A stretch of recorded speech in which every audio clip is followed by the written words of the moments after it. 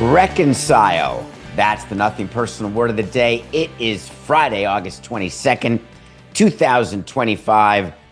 And who isn't here for a great reconciliation?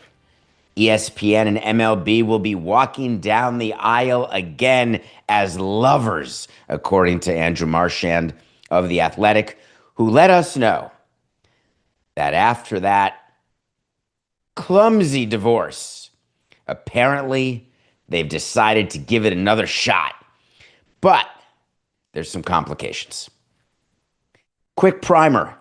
ESPN and MLB, Sunday Night Baseball, playoff games, home run derby.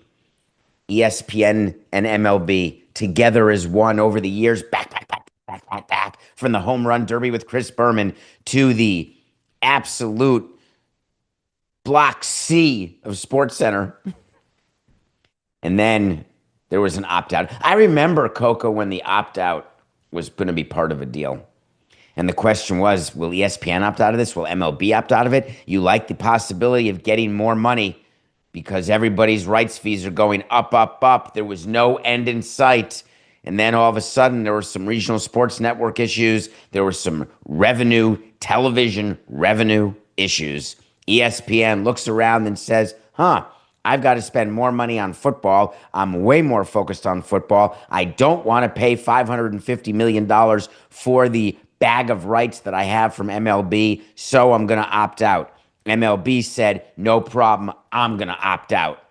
Anything you can do, I can do better. I can do anything better than you. And the two of them left, and Rob Manfred said to the owners, good luck and good riddance. ESPN is a shrinking platform. That was his note to owners when the deal ended. Then Noah Garden, the deputy commissioner, was put on the case. The owners said to Noah, here's an idea. Go find me more than $550 million for this bucket of rights and let's show ESPN where the sun don't shine. And that would have been MLB's preference. Don't kid yourself. Any deal that would have eliminated ESPN or Jeff Passan would have been a preferred deal, I would assume. But at the end of the day, what do we know about this show? Money is going to be the controlling factor, not emotion. No matter how much Jimmy Pitaro, the head of ESPN, Bob Iger, the head of Disney, Rob Manfred, the commissioner of baseball, other owners, no matter how much they disliked each other, there was a conflict, there were hurt feelings, there were bruised feelings, there was this feeling we're not loved, and you've heard Skipper and I have therapy sessions about this issue from when he was at ESPN and I was in baseball. Because it goes deep. Deep, I say, like a canyon. So Noah Garden goes out and he says, all right, what do I do here? How do I put together this package in order to show my owners and to show the world that I got more than $550 million and ESPN was wrong? What you do is you separate and you conquer. You go to Apple and say, excuse me, any interest in Sunday Night Baseball? You go to Netflix. Excuse me, any interest in the home run derby? You go to NBC and say, sorry, just talking here. You want some Sunday Night Baseball? Any interest in some playoff baseball? You go around to all of the companies. You even talk to Paramount and say, how do you feel about getting back in the baseball business? You ready? We know that Paramount is on a buying spree.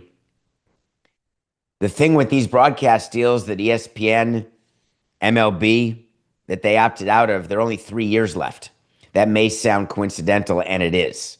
MLB is cutting broadcast deals right now that will last 3 years. That's it. Because at the end of this 3 years, everything, all international, local, playoff, everything runs out. Everything.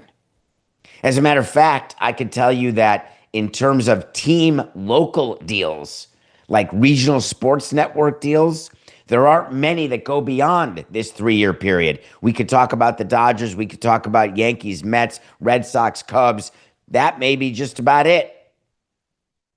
So the plan in MLB's mind is let's beat ESPN's 550 today over the next 3 years. Then 3 years from now, let's go crush let's go get an NBA style deal where we are more national.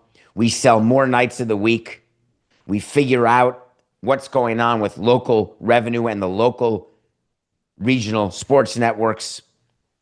And then the valuations increase. Then the commissioner gets a big bonus. And then we'll see who's in line to be the next commissioner after Rob Manfred. It's all a plan.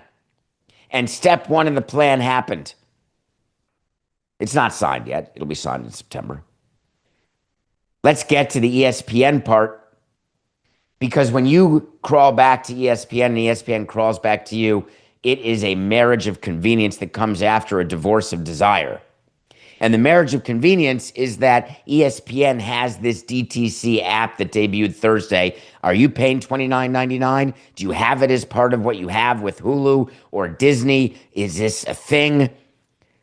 I, for one, have not paid the $29.99 yet because I think I pay enough that I should be able to get it, but I haven't gone on it because there's nothing on it I need to see right now. That's my view for the moment. But they're looking to acquire content. Jimmy Pitaro told us and told the analysts on Wall Street what interested him after he opted out of the baseball deal. He said, the current package doesn't interest me, but broadcasting local games, that interests me. And everyone at the time was saying, what does he mean that he wants to be part of the solution for the regional sports network issues? Why would he want to get into that business when that business absolutely stinks?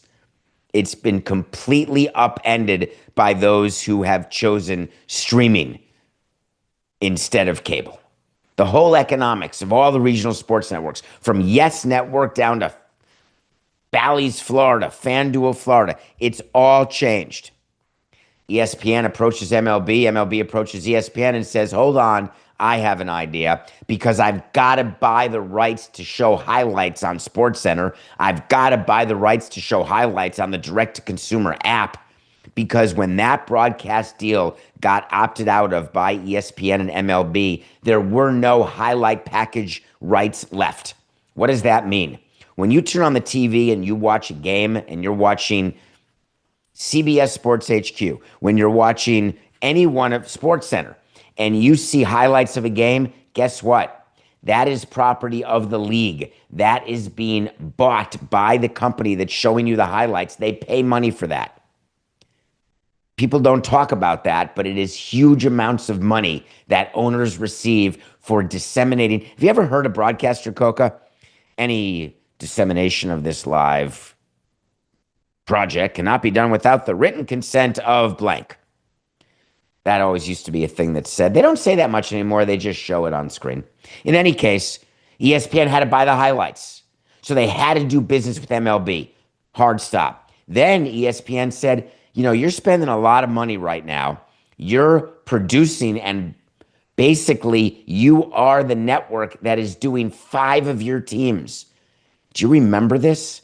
That there are 5 Major League Baseball teams who don't have a regional sports network deal because their deals got canceled or their companies went bankrupt and they were not able to cut a deal with anyone else. So MLB took over the production of these games. Yeah, it doesn't matter if you're a good team, Padres, bad team, Rockies, Diamondbacks, 5 teams. ESPN said, I have an idea. Let me broadcast those 5 teams. We'll take over. And on top of that, why don't you let us be able to give all out-of-market games through ESPN? And MLB said, well, that sounds a lot like MLB.TV. And ESPN said, exactly. So why don't we fold MLB.TV into ESPN? We don't necessarily have to purchase it the way the NFL was purchased. NFL Network was purchased. Red Zone was purchased by ESPN. We don't have to do that. We're not offering any equity, though we'll wait to see what happens in September. But remember what I told you yesterday, dollars to donuts, that the owners are going to take dollars, not donuts. Whereas the NFL owners took the donuts, not the dollars. ESPN said, I want to broadcast 5 teams locally, and I want to broadcast all out-of-market games. And MLB said, well, hold on, this is interesting, because if the price is right, we will give you the rights to what MLB.TV does, and we will give you the responsibility to produce and deal and disseminate the 5 teams that we've had to deal with. And we'd like you to do 30 regular season games, but not on Sunday nights, where ESPN used to be, Sunday Night Baseball. Then what would you pay us? ESPN said that actually makes sense to us. We don't want Sunday Night Baseball. We'd like a different day of the week if you can find it. And Major League Baseball said, hell yeah. Sunday Night Baseball is way more valuable to another company than it is to you. I can get money from another company for Sunday night, and I'm going to give you another national night, and it'll be Tuesday Night Baseball or Wednesday Night Baseball. And we'll pretend that's just like Sunday night, and therefore you can keep everyone employed, keep producing games, directing games, showing games. Home run derby, nope. Postseason, nope. But regular season, 30 games, in like Flynn. All right, now we're talking about cobbling together a package.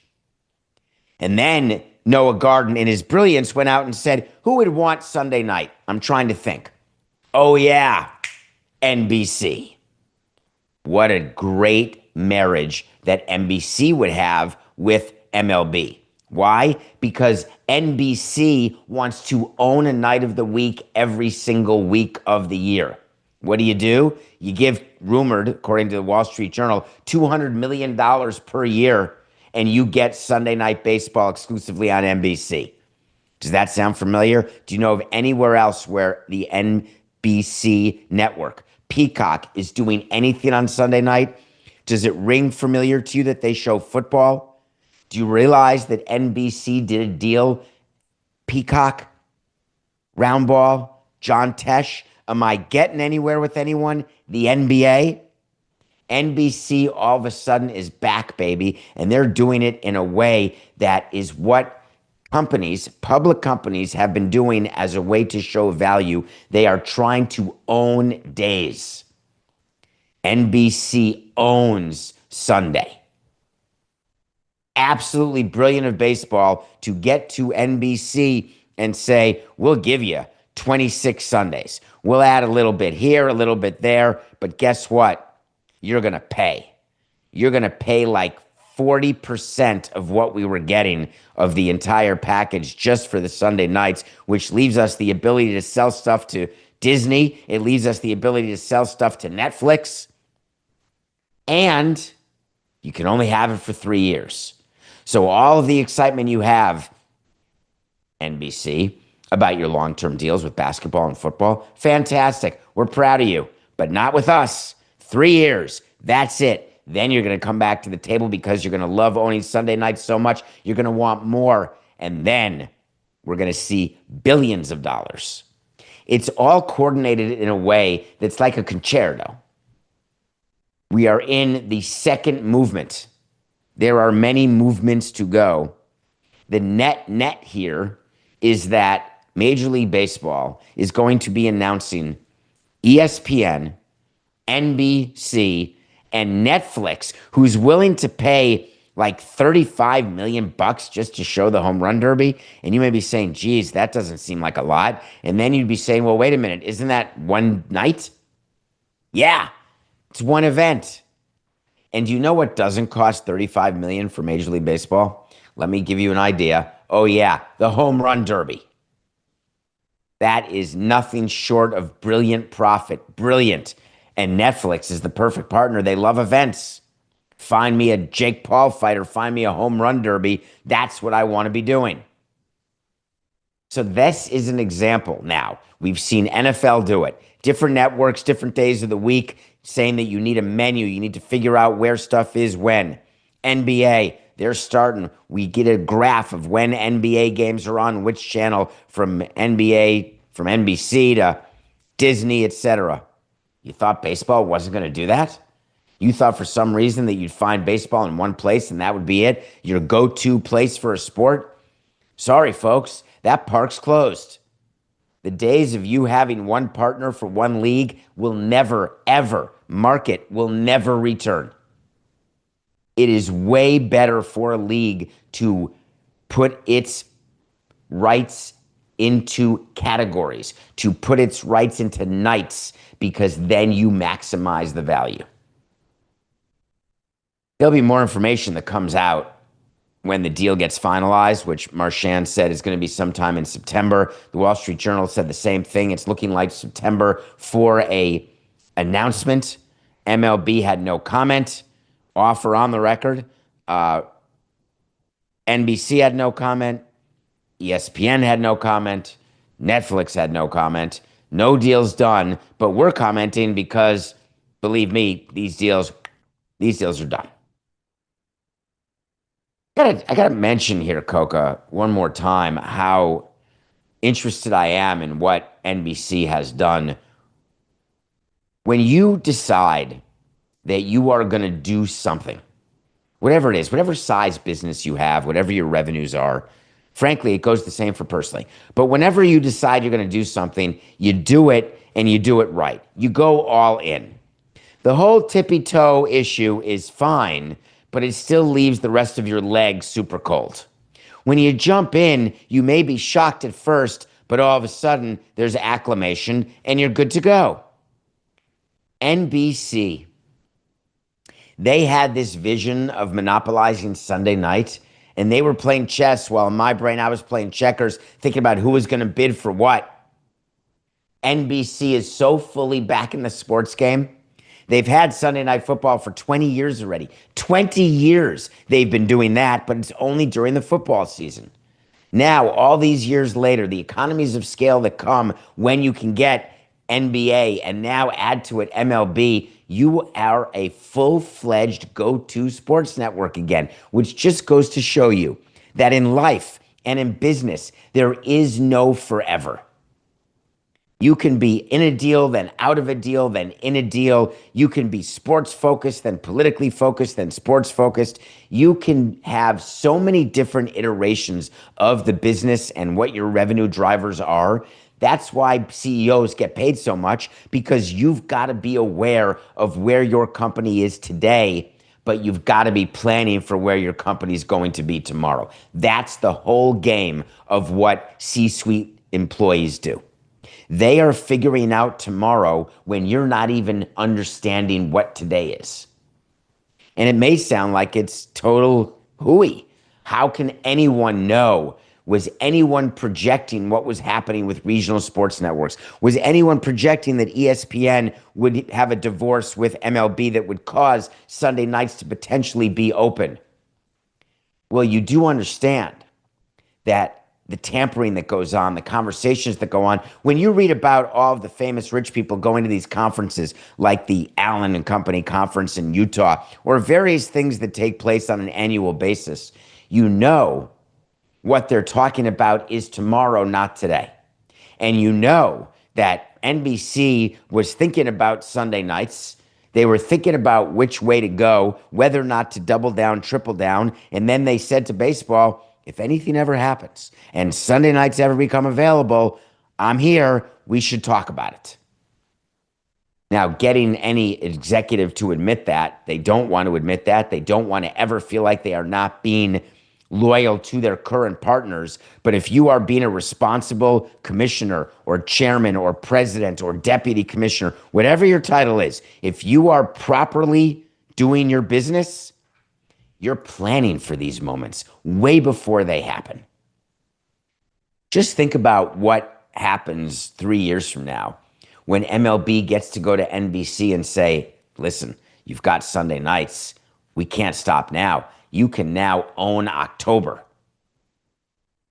Just throwing it out there as a possibility when Fox has to come to the table with their new app, Fox Sports 1 channel, and their new Fox 1 app, because they're getting into streaming all of a sudden, and they realize that, hold on, I'm being a little bit left behind. I'm feeling lonely.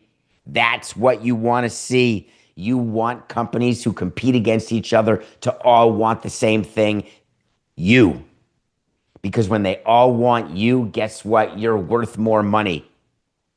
MLB isn't fooling around right now, and they are taking advantage of what is happening in the media world instead of having the media world dictate the changes that are having to happen to MLB. That's what you look for in leadership when you are a team executive.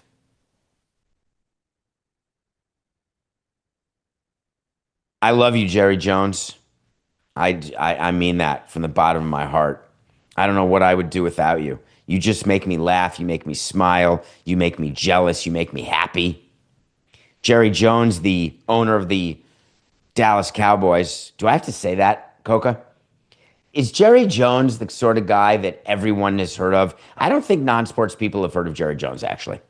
But he is making the rounds, man. And when he makes the rounds, I am here for it. He went on a podcast with Michael Irvin. I mean, who's kidding who? He was talking about what would you think that Jerry Jones would be the first thing that he'd want to talk about when he gets on a show? Yeah, you'd be right. He's talking about Micah Parsons. Remember Micah Parsons? Still not around. Still not signed. Boy, oh boy, did Jerry Jones have some stuff to talk about. I got to quote him two ways, and then we're going to laugh together. Just two quotes from Jerry. Here we go. One, nobody appreciates Micah Parsons more than the Cowboys or me. Let's start there, Jerry.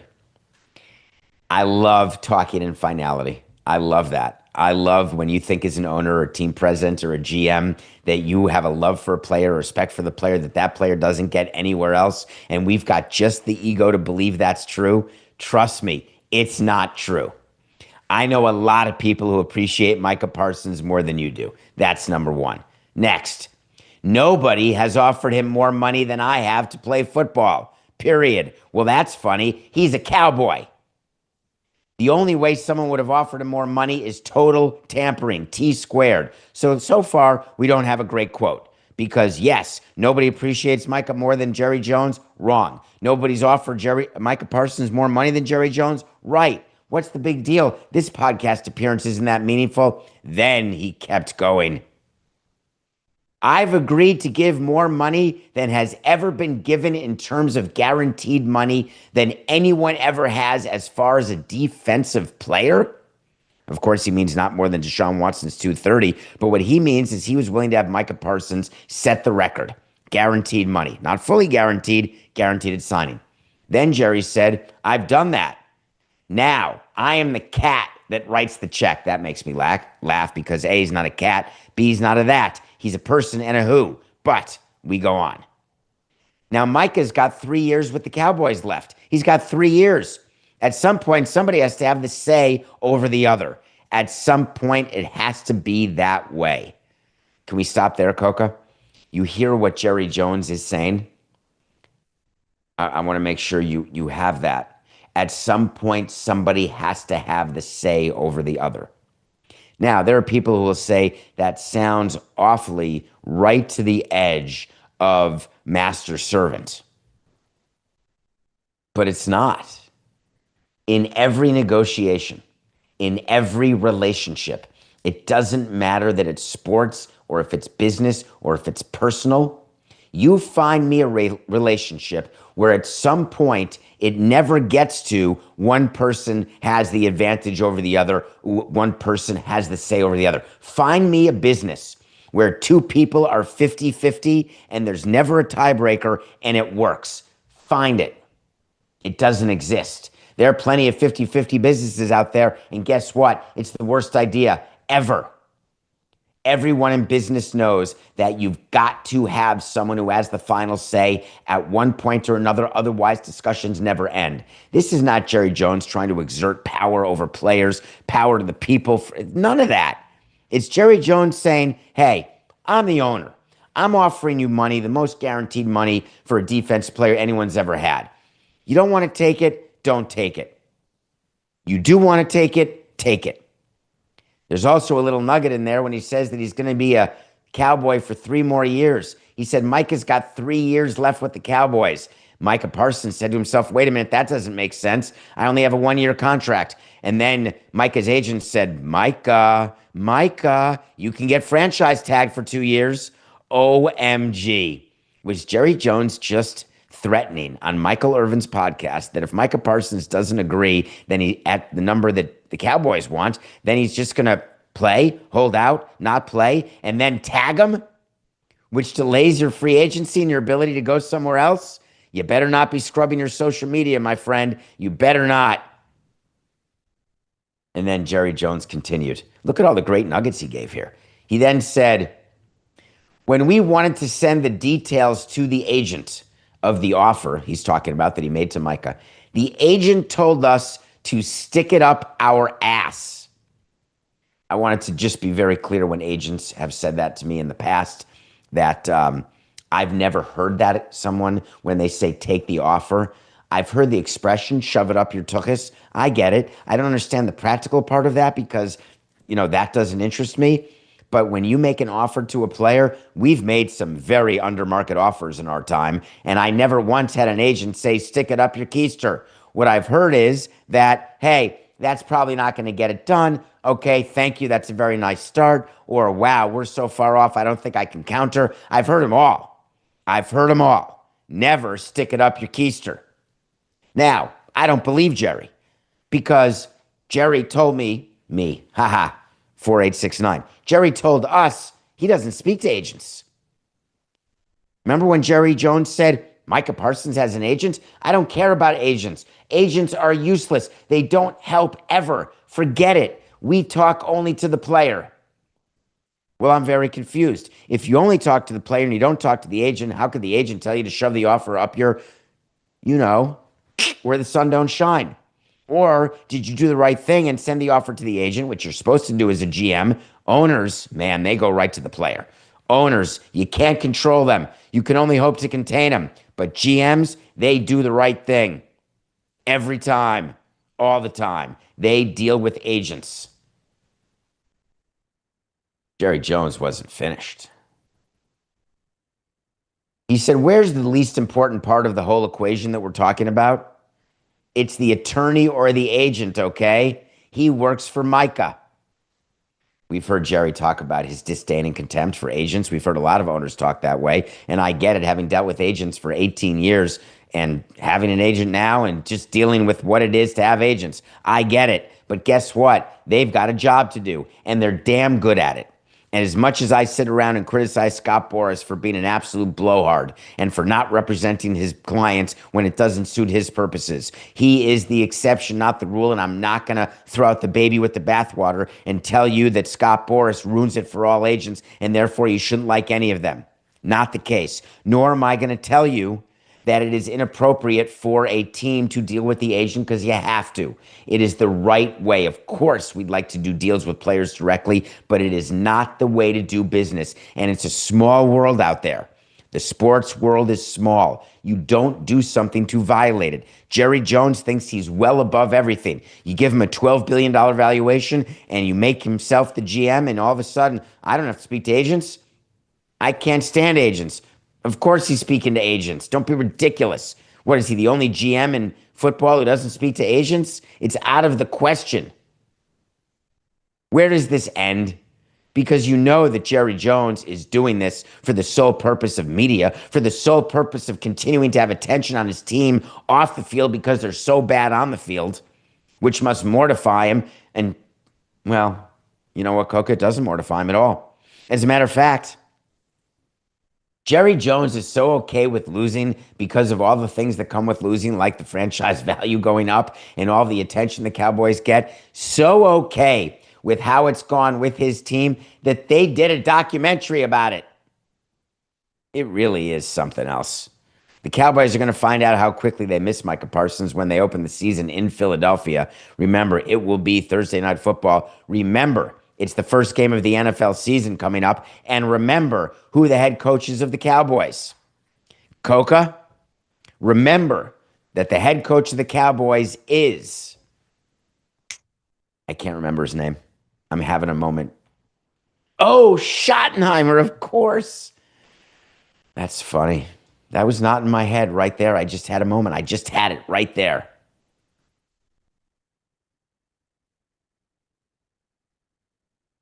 We're teaming with Jackpocket, America's #1 lottery app. You can order Powerball, Mega Millions, and scratch-off tickets in just a couple taps. And new customers, listen up. They're giving you $5 in lottery credits. Download the app, opt in, and don't forget to use code SUPERFAN when signing up. That's code SUPERFAN when signing up. So go grab the Jackpocket app right now. Use that code SUPERFAN. This is it. If this is it, please let me know. God, did I have a great night last night. Just a great night. I finally watched the end of a season 3 of a show. It's time for the review.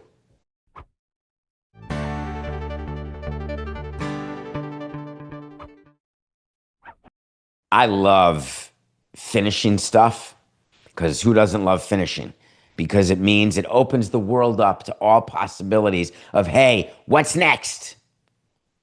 Somebody Somewhere is a show that's had 3 seasons. If you haven't watched any of the seasons, you got to go back to season 1. They're very quick watches, and it's brilliant. It stars Bridget Everett, who is not a conventional beauty of a movie star, but is so beautiful and so talented and so perfect. Jeff Hiller is not a leading man, period, but man, he is so perfect, so beautiful. The whole show is about what it is to be lonely and then to find a connection. Does that sound familiar in any way to something that I would love?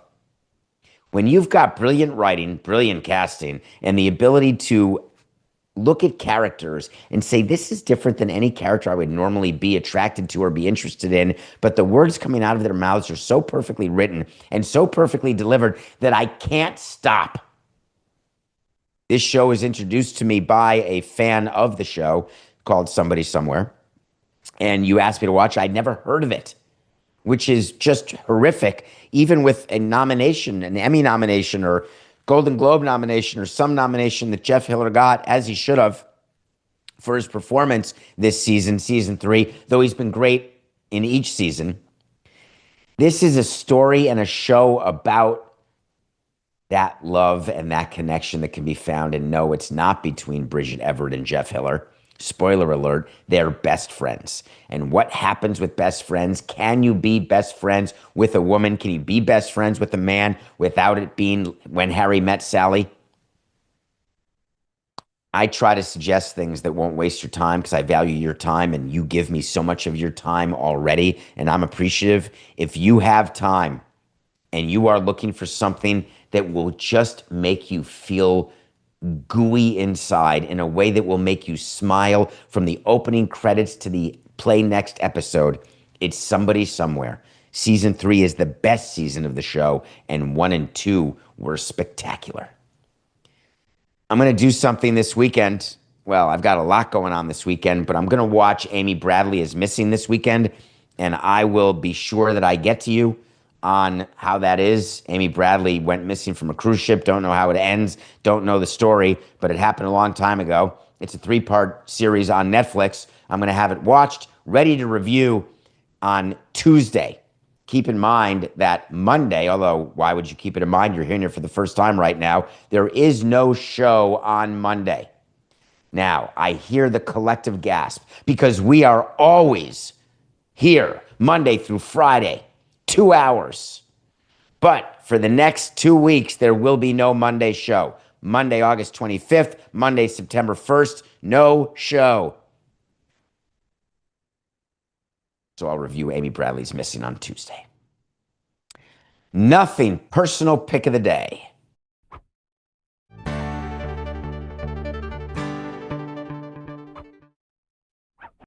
COCA, we need a better system. I need an alarm. I need something. I look every day. I look at every pitching matchup. How did I miss Corbin Day? How did I miss the opportunity when it was the pick of the day? How did I not go against the Rangers? When the Rangers lost to the Royals, we would have had a winner. We totally missed it. So I've got an idea. Can we do like a thing on our phone where whenever Corbin is a starting pitcher that we get some sort of dingbat, something that happens where we get an alert? Like, do we set a Google alert or something? Because I'm tired of missing Corbin Day and taking money out of my and the audience's pocket. It's an outrage. The good news is that we had the Red Sox over the Yankees. Now, you may have thought that's a strange one to take. Red Sox plus 122 over heel. And I told you, I got news for you. Giolito is no schlepper. He used to be, but he's been HOTTT. He's back, baby. And the Red Sox were able to beat the Yankees. Another sloppy game. Another game full of errors. I think the Yankees had 3. The Red Sox had 1. What happened to defense wins championships? Oh, it's still there because defense does win championships. But we're at 111 and 107 with that victory. We're going into the weekend. I got 3 picks to talk to you about for the weekend. We're only going to do a Friday, Saturday, and Sunday pick, no Monday pick, and we'll be back on Tuesday, obviously, to review these. Tonight, for all of my friends north of the border, this is a big moment for you in Toronto. For all of the baseball fans spread around the country, Justin Bieber is going for the Blue Jays against the Miami Marlins down at Marlins Depot. And this is a big start. Shane Bieber hasn't started since the TJ. He's been on rehab. Remember, he got traded. It was a big trade. The Blue Jays are looking for some rotation depth. Not a game 1 starter, but maybe a game 3 starter, game 2, game 3, game 4 in a 7-game series. They need to see if Bieber can perform at the big league level. He is not the Cy Young Award winner he was, but he can take care of a Stowers-less Marlins lineup without a problem. We're going to be watching that game closely. Bieber and the Blue Jays over the Marlins Friday. Saturday, all eyes on Nola. Start 2 since he's back. Aaron Nola, not Austin. Aaron back with the Phillies. Big game for him. You've seen what the Nationals have been able to do.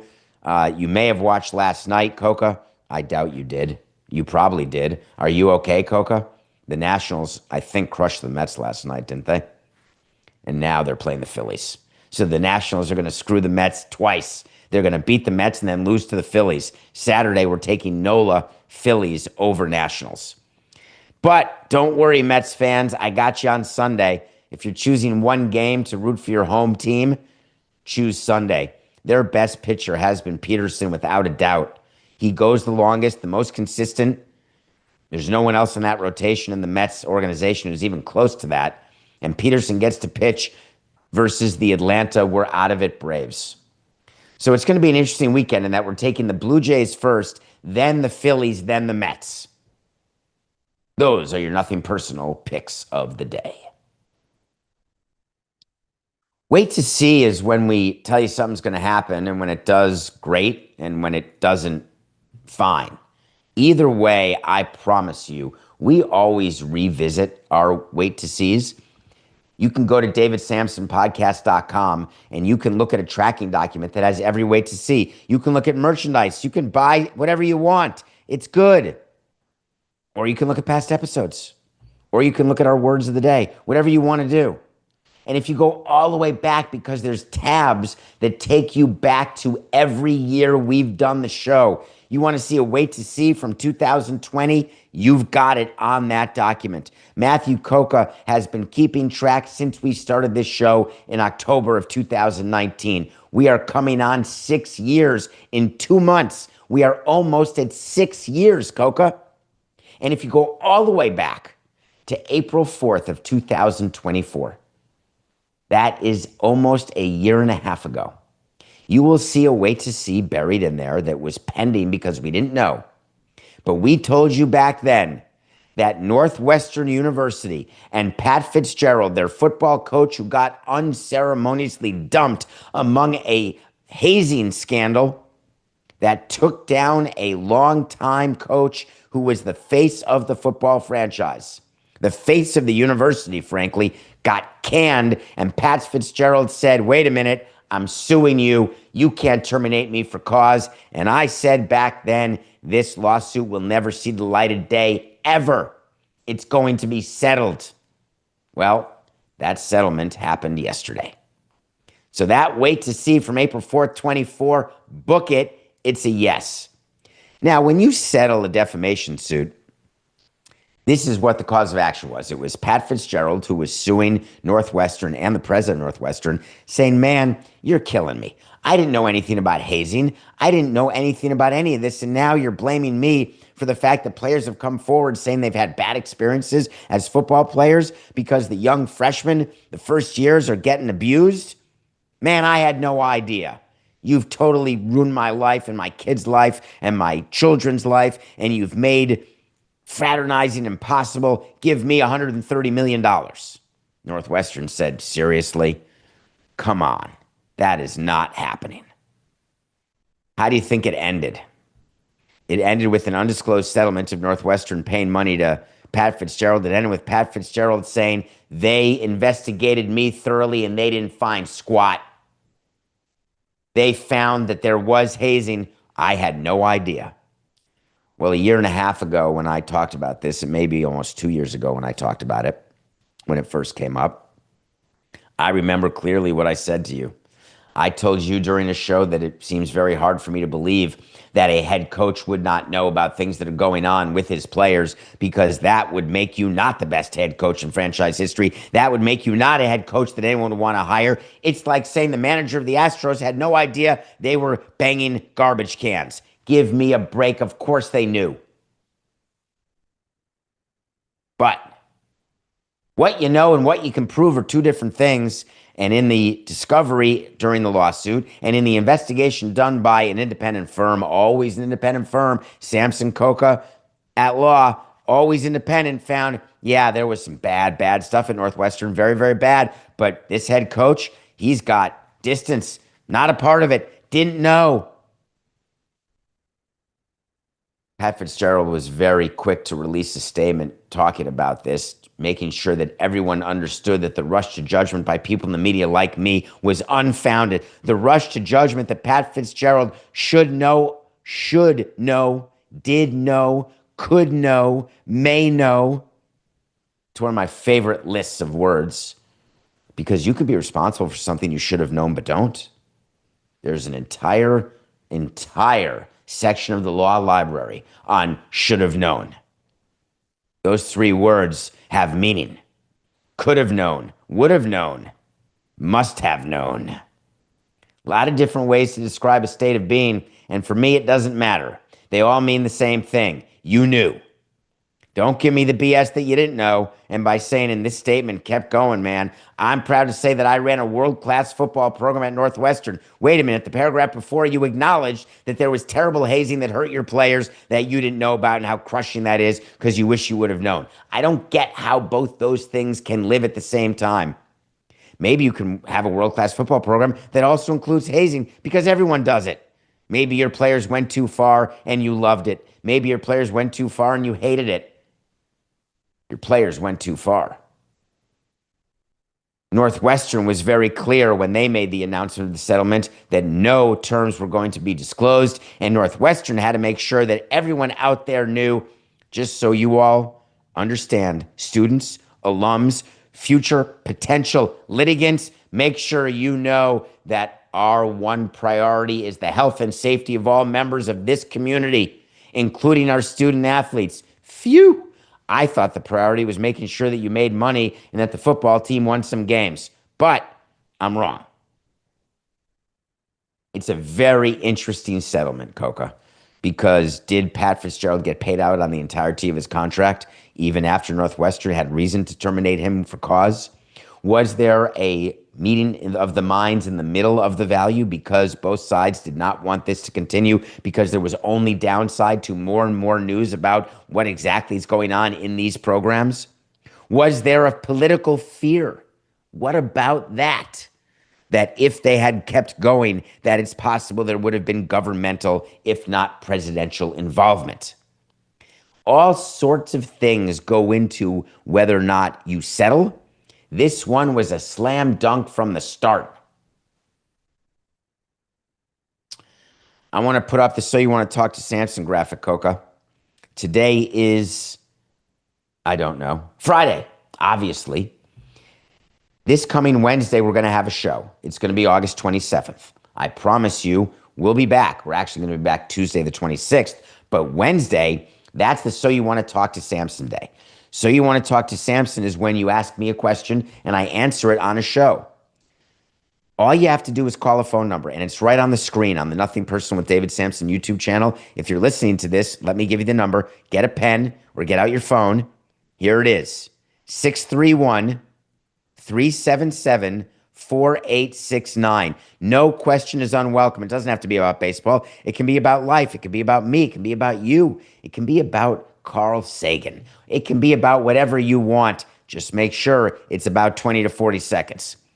631 377 4869. We'll do it. So you want to talk to Samson on Wednesday. I want to mention that I had it wrong, my wait to see, and I took the loss yesterday, and that really bothered me. Do you remember the wait to see that I had on Kyle Tucker, that the Cubs were going to put him back in the lineup Wednesday? I was off by a day. Chicago Cubs put Kyle Tucker back in the lineup, as they should have, for the Thursday finale of the Brewers-Cubs 5-game series. The Brewers were able to prevail. Therefore, the Cubs ended up winning the 5-game series 3-2. Now, if it were a 5-game divisional series matchup, that would have been exciting because the Cubs would have advanced before yesterday's game. But this is 5 regular season games, and after winning only 3 out of 5, what I told you happened. What I told you was going to happen. That when a team wins 3 out of 5, which is normally how it goes with 2 good teams playing 5 games, the team only gains a game. The Cubs were 8 games out when this 5-game series started. 5 games are off the calendar, which is 10% of the season that was remaining. And guess what? Now they're 7 games out. It's not exactly great progress. So, what do the Cubs do now? When you're finishing a series like that and you know that you've played 128 games and you know you only have 34 games to go to make up 7 games, you've got to get over the fact that you're done with the Brewers, and you've got to right now, when you go on your 9-game West Coast trip and you're playing the Angels, Giants, and Rockies, you've got to crush Angels, Giants, Rockies 9 games. When you are running the Cubs, you are saying to yourself, that's a 6-3 trip, guaranteed, has to be.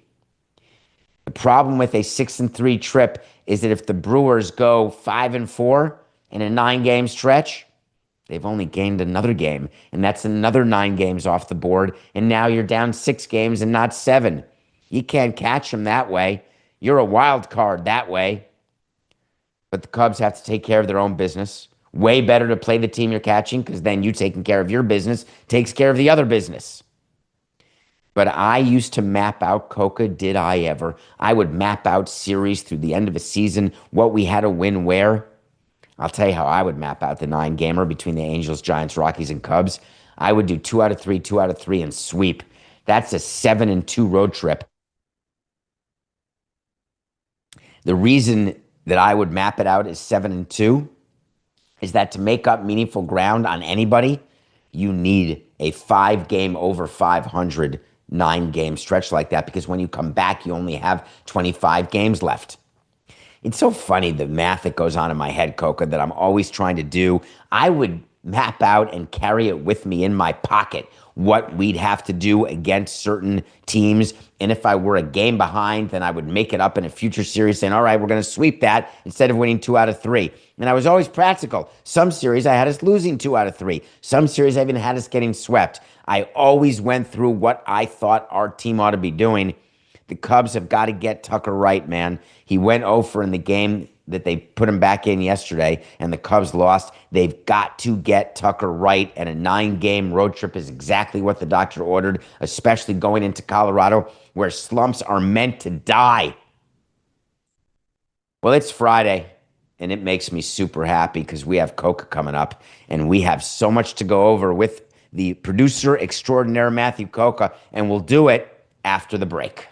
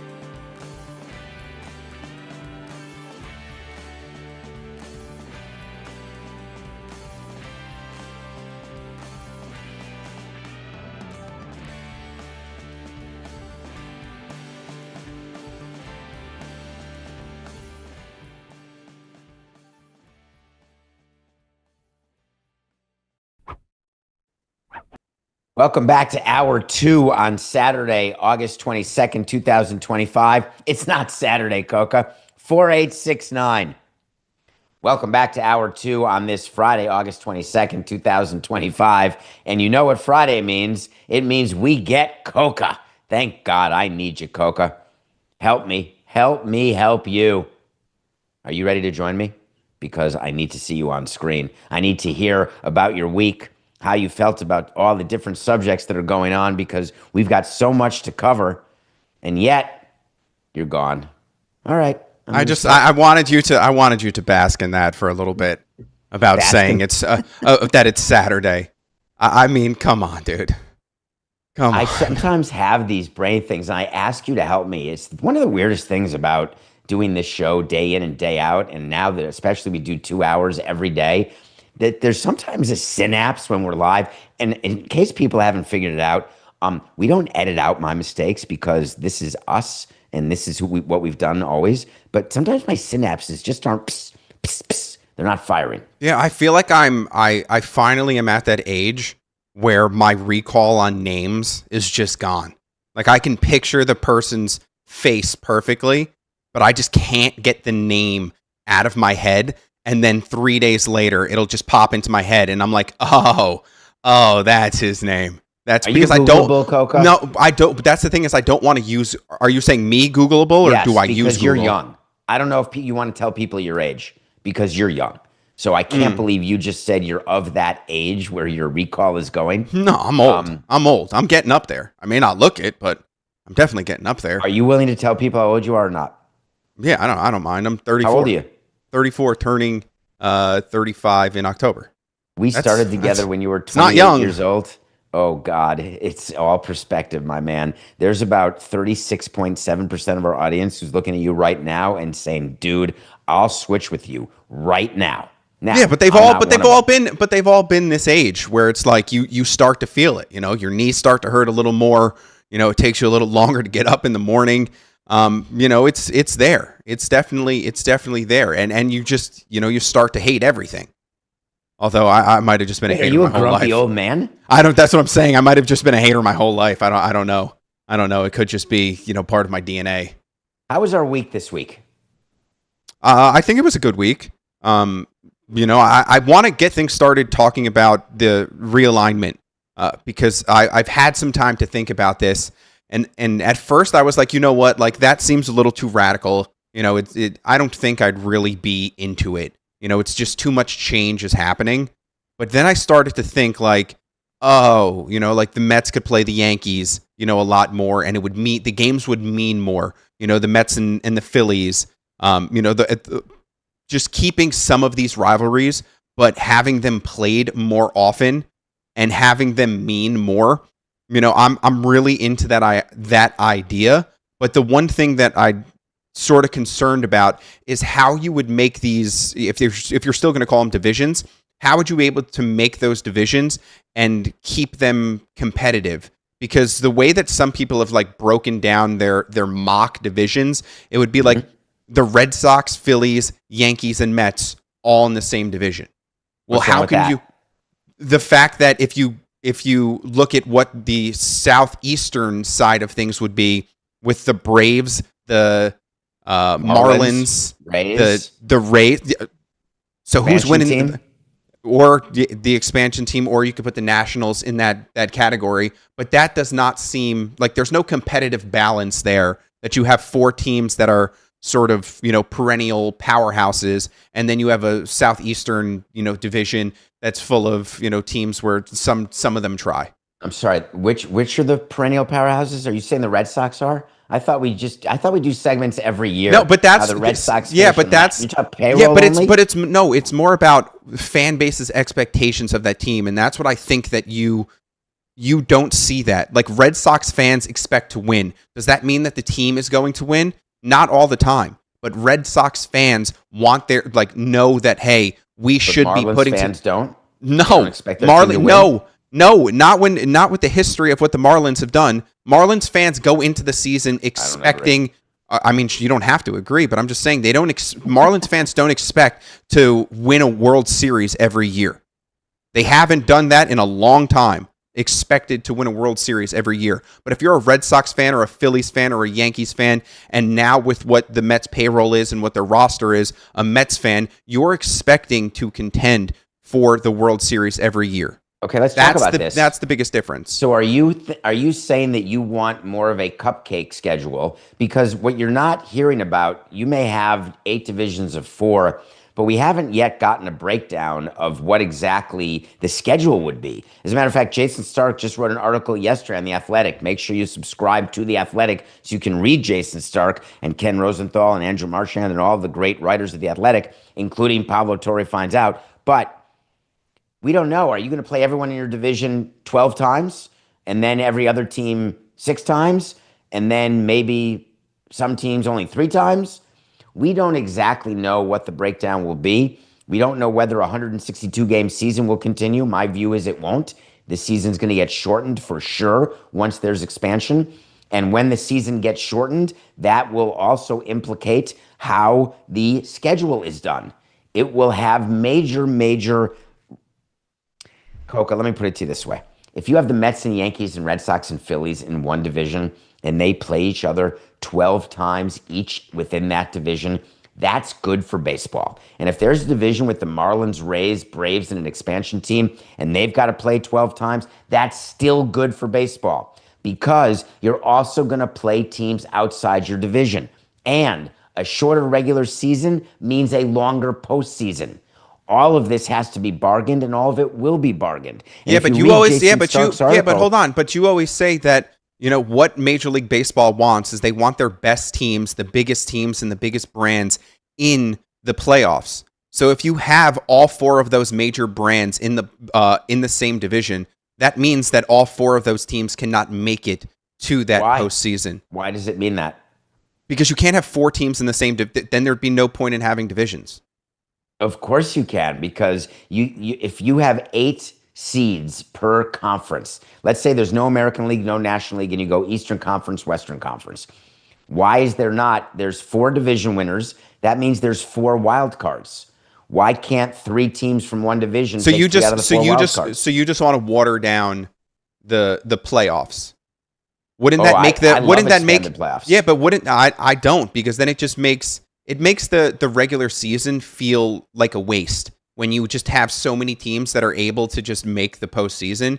Then it's just like, then what's the point of, that long of a regular season? You feel that about the NBA? Yeah, I mean, look at the NBA. Look at what teams do now in the NBA when it comes to load management and trying to have players play 50 games in the regular season because they know that, there's going to be a late playoff push. I mean, it hasn't worked out at all for the Sixers, and it's definitely backfired on them. But you've definitely seen it, and it's been a major talking point in the NBA. I look at the same thing when it comes to like college basketball, where college basketball has a regular season, and then they have a conference tournament, and the winner of the conference tournament gets an automatic bid, into March Madness. Where to me, I never felt like winning the conference tournament should get you an automatic bid. Why not? Isn't it better to be good when it matters than to be good when it doesn't? But that's exactly what I'm saying, and you just proved my point there. Is you're saying the regular season didn't matter? Oh, I'm not saying it doesn't matter, because it's fun to play and there are people who watch the games. But I think it's clear that regular seasons in any sport, anywhere, it's like in a sales season in a company, selling during the months where there's no big commission bonus. It's fun to sell during those months. It matters it matters in the NFL, and you, once again, you were the first to tell us that, one MLB game, one NFL game, you lose that game, it's like losing 10, Major League Baseball games. So it definitely matters in the NFL. There's 17 games. I mean, it's just not. Yeah, but that's what I'm saying about the Major League Baseball season, is that it's so long that it seems that you're watering down the product when you're expanding more than it's already been expanded. But there's no way around it for the other sports. Hockey just in their last CBA, didn't they increase the number of regular season games? I think they did. Like, there's now going to be 85 regular season games, up from 82 or something like that. And the NBA is trying to figure out how to keep regular season games valuable. Look, we talked about in the first hour what MLB is doing. They are selling nights of their regular season, and they're going to make significant dollars from that. I'm just saying that what really pays the bills is the month of October in baseball. And if you've got more teams, that's what pays the bills, Coca. Yeah, but you're just I once again I just feel like you're making my point about the regular season. You're saying October pays the bills, which means that the regular season doesn't pay the bills. So for me, it's money. You can make money, and the expression "pays the bills" is that the majority of money that you get. But look at the amount. Look at what NBC is paying: $200 million, according to the Wall Street Journal, for Sunday Night Baseball regular season. That's not a small sum of money to pay into the central office. And so you take the playoffs, and when you go sell October come 2028, you have it's going to be in the billions because yeah. So I'm just pushing for more competitive. Like if you want the regular season to matter, then I'd like to push for more competitive regular season. So if we're going to realign, I just don't think that having a stacked division, because if you look out west, like you would have the Dodgers, the Giants, the Padres, and the Angels all in the same division, right? Good. That'd be a heck of a division. Yeah. Wait, you don't like that division either? No. But what I'm saying is, then you'd have to look at everything else that's there. So do you say, hey, the Giants are too far north?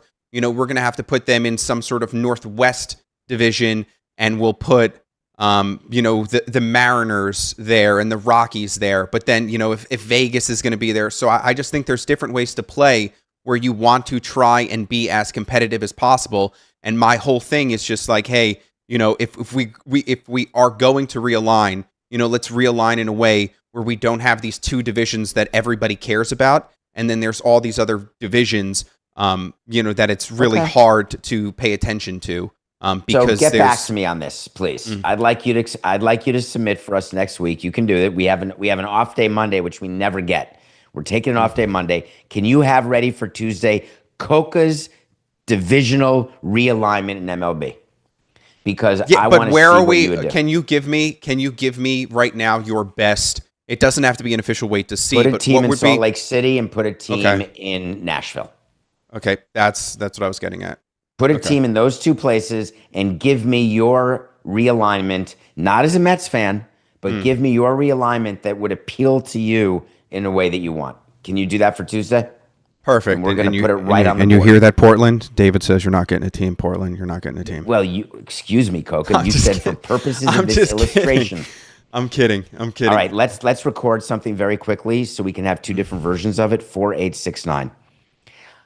For purposes of doing a realignment, Coco, when you submit something Tuesday, why don't you assume that there's a team in Portland and a team in Charlotte? I think that's very smart of you to do, and then come up with 8 divisions, 4 teams, and we'll go through it on Tuesday.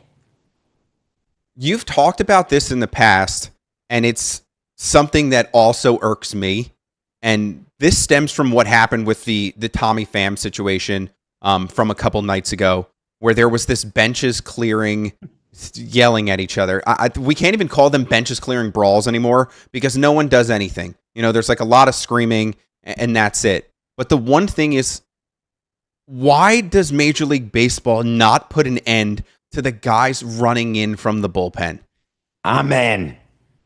I tried so hard. And do you want to know what the players' union said and what the players said? We got to be there for our guys.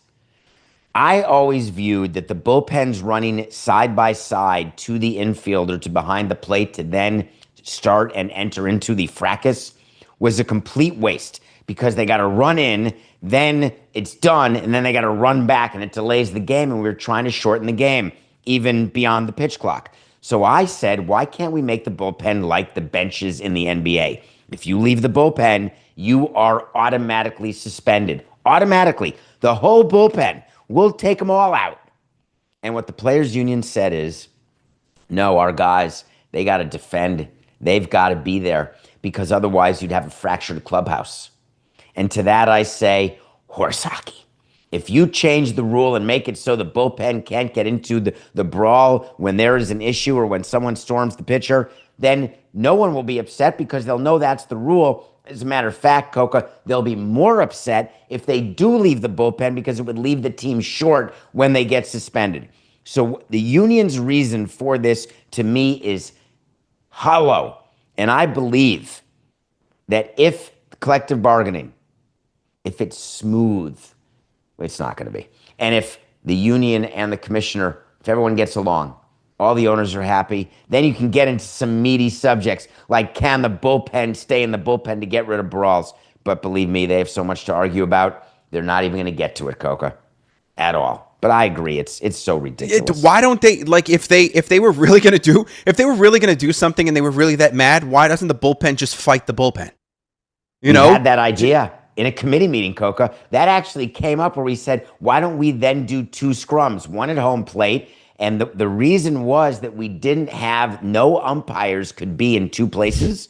So the umpires would not be able to get to the bullpen fast enough to see who's arguing, who started, who fought, who connected. So we couldn't, unless we had umpires stationed there ready for the bullpen brawl, but it didn't work. So we had to make it so in the bullpen you can't brawl at all. And if you're going to brawl, you have to run to where the umpires are so everyone can see who's doing what. But it is one of my favorite things when the players from 2 teams are running side by side. Did you ever have a pitcher? Did you ever have a pitcher blow his hamstring or something running in from the bullpen?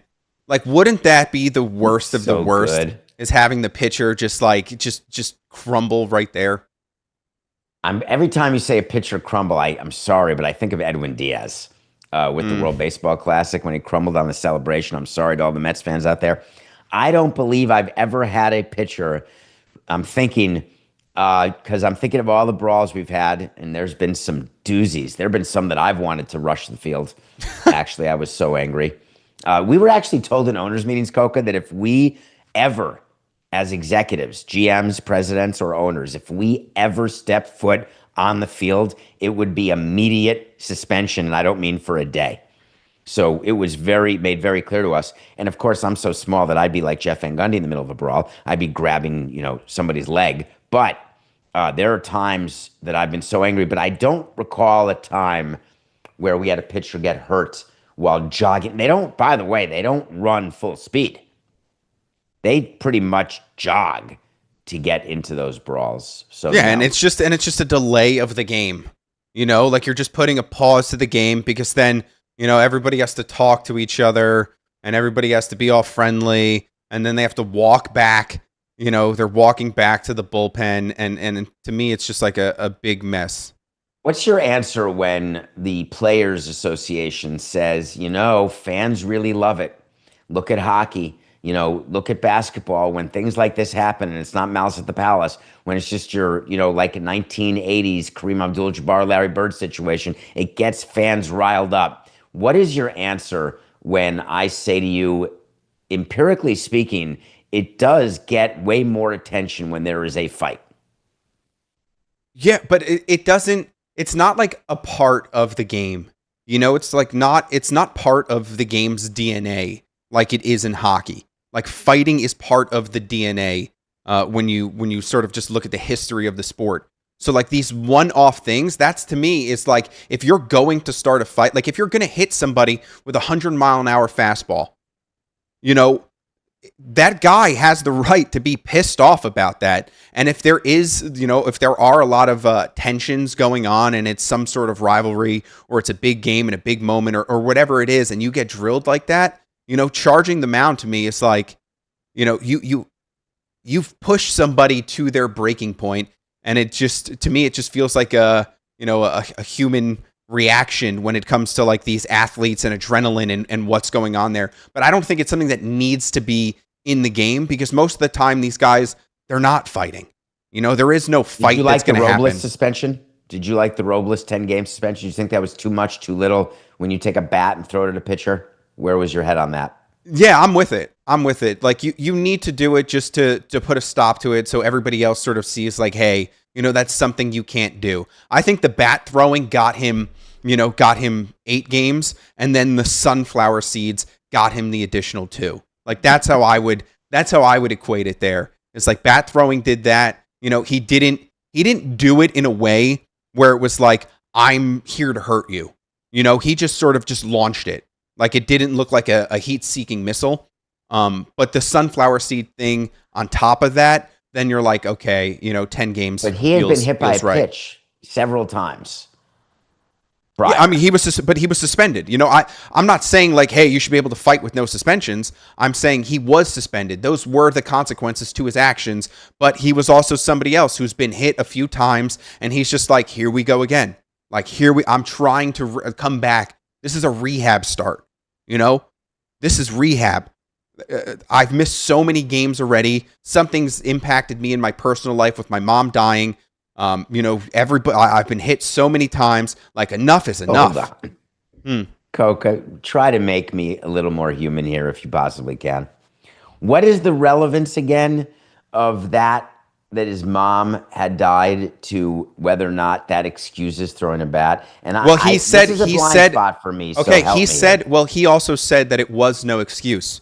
But when something traumatic happens in your life, like the loss of a parent, you've had it happen in your life. And we've seen you on this show be emotional. We've seen you not be able to hold it together when you talk about some topics. Okay. Well, baseball is just a game, dude. He's at the plate, and it's just a game. And he has all these frustrations and all these emotions going through him. And sometimes the only thing you can do in that moment is the first thing that comes to your brain. And the first thing that came to his brain, because he wasn't able to think and he wasn't able to cool himself down, because it was just like this volcano waiting to erupt of emotion, and it happened in that moment. So is that who he is as a person? Probably not. Was he trying to hurt the person? Probably not. But was he acting out based off of emotion? Yes, he was. And he admitted to that. So he's saying it's not an excuse. But what he did say was, hey, like, I'm hurt right now, both physically and mentally. And there is no time for most people, not just athletes, most people to grieve in a way where you're sort of back to who you want to be. So are you in favor of the crime of passion defense as a concept? Hey, man, I was so emotional. Once again, I said the consequences of his actions were necessary. So to stop bringing things in that have nothing to do with what we're talking about, because the point that I'm trying to make. And the point I'm trying to make is there are consequences to actions. I think that's the lesson. And what Mike Hill has to do is he has to be clear that you can manifest your grief, you can manifest your frustration, you just can't manifest it with a bat. And I think that's why that suspension was so meaningful. And I'm very interested to see what the appeal leads to and when the appeal happens and when the hearing will be, because it will matter to Seattle, they're engaged in obviously this fight right now in their division, in the West Division. So this is a meaningful hearing that's going to happen. We'll wait to see. All right, we have some news that just came out. Malik Beasley's attorneys have told ESPN that he had extensive conversations and meetings with the Eastern District of New York and were informed Beasley is not being considered the target after allegations regarding gambling on NBA games and prop bets for the 2023-2024 season. So that is break. Do we have? Why don't we? I guess we're us and not Dan show. We got it. When I asked you this week to come up with music for something, do you not have like buttons where? No. Things have to be. We don't have any of that. Things have to be like downloaded and uploaded and then played out. So no, I don't. So it's not like you press a button and all of a sudden it's breaking news. I think people are just okay with your singing, but back to this breaking news on Malik Beasley. Malik Beasley. So people watched, I assume, the Pablo Torre Finds Out show. And make no mistake, when criminal actions or civil complaints are not forthcoming, but this is criminal that you're talking about, that doesn't take away the possibility that Malik Beasley gets punished or should be punished by the NBA. What we do as a league is we take into account what's happening on the criminal side. But like with Trevor Bauer, no criminal charges doesn't mean you didn't do something, and it doesn't mean you're not going to get charged, and it doesn't mean you're not going to get basically punished by your league. There is no way that Malik Beasley, and this is breaking news as of right now, and I have not read the article. However, what I can tell you as a guarantee, The NBA will not release a statement today that says we are now done investigating what happened with Malik Beasley. No. What they will do is take into account that the Eastern District decided not to file charges. They will take that into account when they decide what his punishment is, or when they take into account what their investigation will lead to.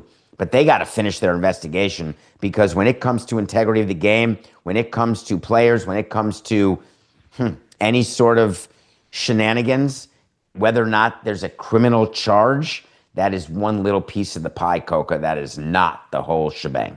So when a player like Malik Beasley is no longer the target of this investigation, and you're saying, hey, the NBA has to do its own investigation into the player, this is one of those situations where it's like it's black and white, right? Like there's that he's not part of the investigation. So it's like the criminal one. Yeah, that's what I'm saying. So the criminal side of things is like, hey, you are not part of this investigation. Does that clear him of any wrongdoing by saying, hey, you're not part of this? You know, we're fully saying. So how can the NBA then say, hey, we are going to investigate this? Oh, it's separate thresholds. A criminal investigation, it depends who they're going after. The likelihood is, from the criminal side, it's not that exciting to arrest and charge and go to trial and convict a player. You want to go to 2 levels higher. It's sort of like in mob movies where you're trying to get stool pigeons in order to get the big guys at the top, because that's way more sexy. Malik Beasley on 1 or 2 prop bets, not cool. Now, who Malik Beasley is doing it with? Is there money laundering involved? Maybe some sort of federal criminal activity or behavior? Bigger fish to fry? All they did, according to, again, haven't read the article, caveat, but what it sounds like they said is, our investigation is not centered on you. We are not charging you. We are investigating this and that and those people, but it doesn't mean that he didn't do something. It doesn't mean that he didn't violate NBA rules or code of conduct rules. The threshold for NBA code of conduct and criminal culpability, quite different. So I would say that it would be the other way. If the NBA COCA had said, hey, we did an investigation and we know for a fact that there's nothing going on here at all, that the criminal investigators would look and say, all right, I'm going to use that because their threshold is so much lower. And if they didn't find anything, then we certainly can't get a conviction here. We'll find out. But listen, I was going to say, it seems fair enough. You're happy if you're Malik Beasley, because the NBA suspends you, fine. Freedom, that's a different story. Well, yeah, but here's the interesting part is that, remember, he was supposed to get that big deal from the Pistons. Is there any sort of, like, how do you reconcile that? You know, because a lot of these teams have already signed, free agents and re-signed their players. He's just out money. Now you're helping me here, but I believe the Pistons pivoted to Duncan Robinson immediately. After Beasley was the target of this issue. Yeah, because I think it was supposed to be like a $10 million a year, 3-year deal or something along those lines. But I thought it was even bigger. But is Beasley I'm not really sure. Currently? No, he's not. I think that was the thing, was that he was going to be a free agent. I mean, let me just check real quick just to make sure. You can do this. This is how we operate. Isn't that great, COCA? If you're watching this live, if you're listening, you have no idea that anything happened. If you're watching, then you know that he's off the screen, which means he's furiously looking. This is what it means to run a tight ship. Just put the camera on Samson. Let me look, because I don't want the camera seeing all of the work that COCA does behind the scenes. Why wouldn't you want to see it? It's so cool. He's got like 5 screens, and he's working like he's got 5 hands, and he's typing stuff left and right. So he is a free agent, and the offer was 3 years for $42 million were what they were talking. And what did they pivot to? Robinson? Was the Duncan Robinson, yeah. So like that's a big chunk of change. That idiot that he's out of. Who's going to sign him now? I'm not signing him because I don't want the headache. It's just not worth it to me. In the NBA, a $14 million player, aren't they sort of a dime a dozen? I mean, Malik Beasley's not a tier 1 free agent. Right now he is. Right now he is, because you're getting a starting caliber guy who can really shoot the 3. And if that's what the NBA's turned into, he's going to get signed for sure. But I don't know if he's going to get that money. Wait, are you doing a wait to see? I don't do that silliness. I just put it out into the air. And if I'm wrong, I'm wrong. I don't believe Malik Beasley will get signed before the start of the NBA season. Okay. I believe he will start the season unsigned, and I believe that the NBA will not have concluded its investigation by the time the season starts, and they will buy time because no team is going to call the NBA and say, hey, we want to sign Beasley. Can you hurry up with the investigation? Because one of the things we do when we want to sign a player who is sort of under scrutiny is we speak to the league and say, what are you thinking about? Could this be 20 games? Could this be 10, 30? What kind of punishment do you think is forthcoming for this player because we're thinking of signing him? Those are conversations that we would have, and the NBA certainly would accept the phone call from Justin Ishbia. Hey man, we want Beasley. How many games are we looking at? Yeah, I just think it's a different case between him and a guy who's banned like Jonte Porter, where Malik Beasley is like an actual role player. Like he's an actual guy who can go out there and score for you, and he can shoot the threes, which is as important as it is in today's NBA. That there's going to be a team that is going to want to sign him. Now, do I think he's going to get 3 for 42? No. But I do think that he can get play off a 1-year deal, just like a 1-year prove it deal, and then just re-enter himself into free agency the following season. I never got your view of what Michael Porter said. The brother of the other Porter, Jonte Porter, who got suspended, I believe, for life, for all of what he did. And Michael Porter, we covered it on the show, I believe. Was it this week? Or no, are we weeks old already? Maybe last week or the week prior or something. 2 weeks ago. Wait, did you and I talk about this last Friday? Oh, God. No, I don't believe so. But where are you on that with what he said? Now you listen to the whole clip. I know. Yeah. Where are you? To me, it's silly because maybe it's just the numbers that he used was silly to me. Where he's like, oh, if you want to get your friend, what he said. Where he basically said like, hey, there could be people, and this is just the way that they think. They tell their friends, hey, I'm not gonna get over whatever 8 rebounds, and then I'll come out the game and they'll make $10,000. But to me, it's like, dude, you're worth $200 million. Give your friends $10,000. Just give it to them. If you want to put your friends on, do it in a legal way.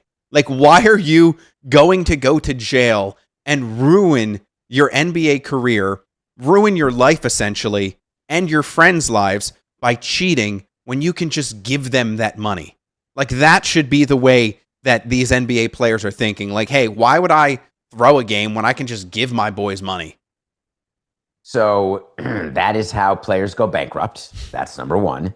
Number two, Michael Porter said at the end that, by the way, I wouldn't do this, but it'd be so easy to do.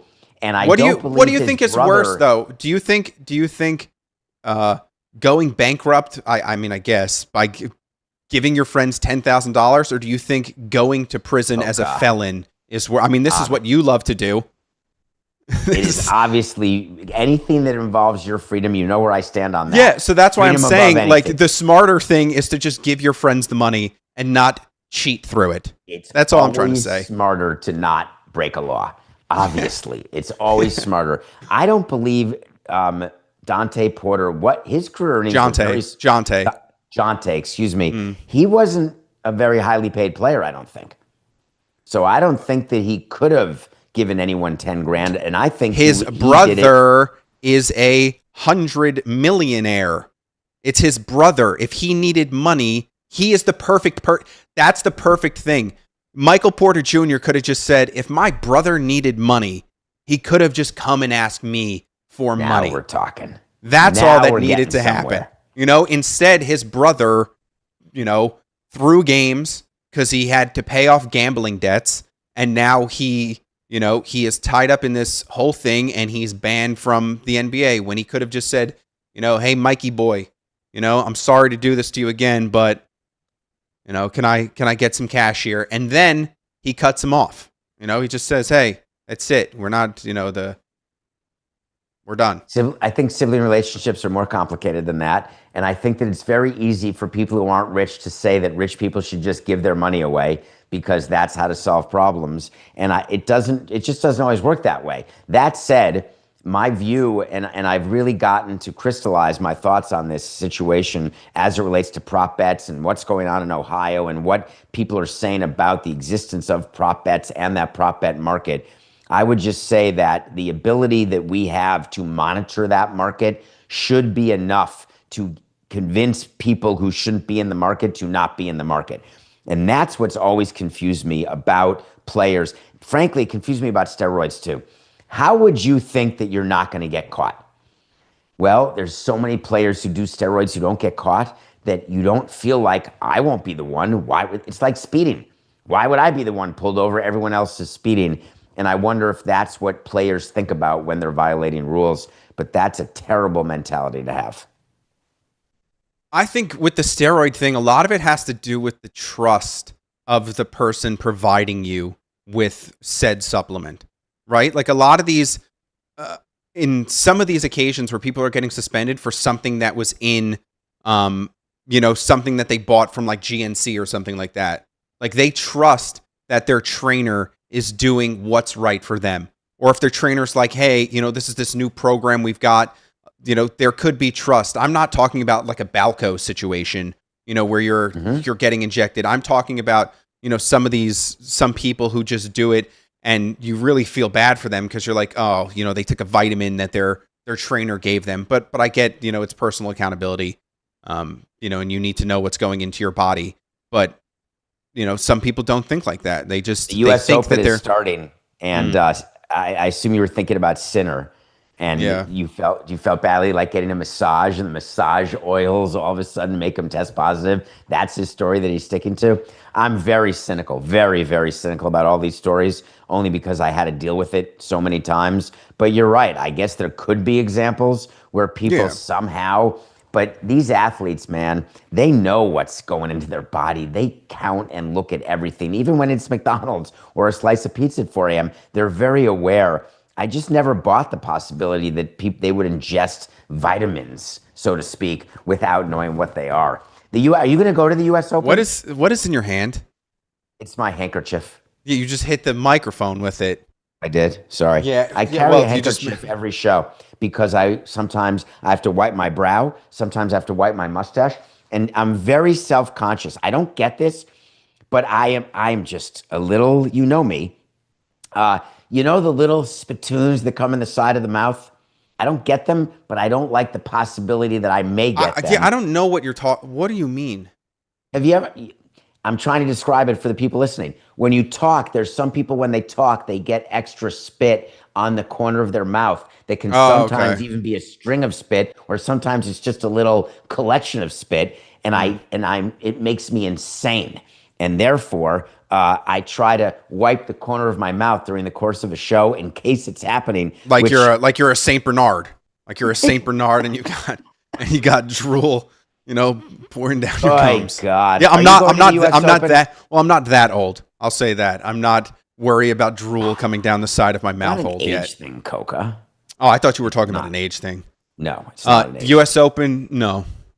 No interest. No. If you could see Venus Williams play at 45 years old, why would you not want to do that? I could see her play on TV. I could see her play on TV for free.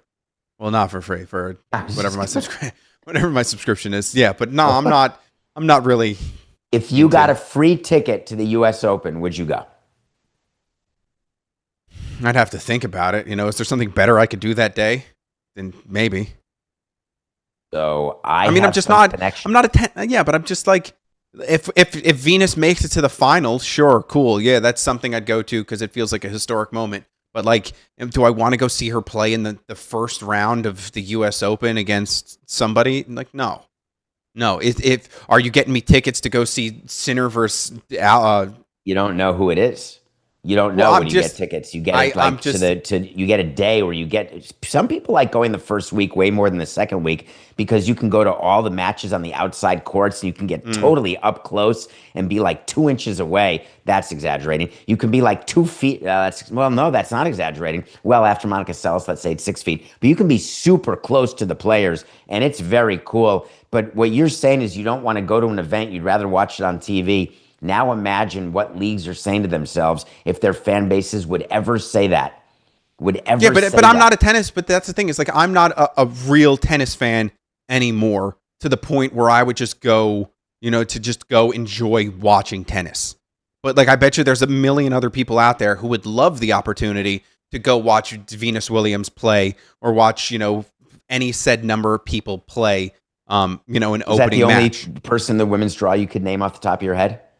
Was Venus Williams? How many could you name? You asked me if I would go watch Venus Williams play. That's why I'm referring. No, you did. You said Venus Williams. Now let me ask it a better way then. Would you go watch the U.S. Open as a New Yorker? You're here in New York. Why wouldn't you take time and have an experience?